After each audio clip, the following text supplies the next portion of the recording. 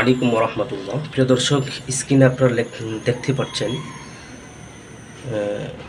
অধিক সময়ের জন্য স্কুলগুলি কিন্তু বন্ধ করা হয়েছে। আনলিমিটেড কবে স্কুল কলেজ খুলবে তা কোনো নিশ্চয়তা করেনি। তো দেখেন, আজকে এই সমস্ত বাচ্চাগুলো তাদের ভবিষ্যৎ নিয়ে কিন্তু খেলা করা হচ্ছে।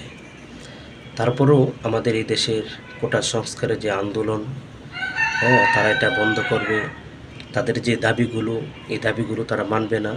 এই জন্যে আজকে তারা এই বিবৃতি দিয়েছে, স্কুল কলেজ তারা আনলিমিটেড তারা বন্ধ করে দিয়েছে। তারপরেও তাদের ক্ষমতা যেন বহাল থাকে।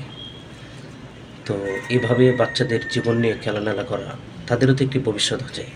তারা এভাবে যদি দেশের মধ্যে চলতে থাকে, বারবার স্কুল কলেজ এভাবে যদি আন্দোলন করতে থাকে, এভাবে যদি বন্ধ থাকে, তাহলে ওদের ভবিষ্যৎ তো আগামী দিনে ওরা অন্ধকার হয়ে যাবে।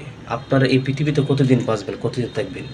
এই বাচ্চাগুলো একসময় এই দেশের হাল ধরবে, এই দেশ পরিচালনা করবে ওরা যদি আজকে যদি ওদেরকে যদি আমরা এভাবে বোবা বানিয়ে রাখি, তাহলে ওরা আগামী দিনে ওরা কী করবে, ওরা কীভাবে দেশ চালাবে?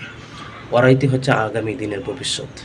প্রত্যেকটা সময় দেশের মধ্যে কোনো না একটু চাপ আসলেই মাদ্রাসা, স্কুল, মাদ্রাসা সব কিছু তারা বন্ধ করে দেয়।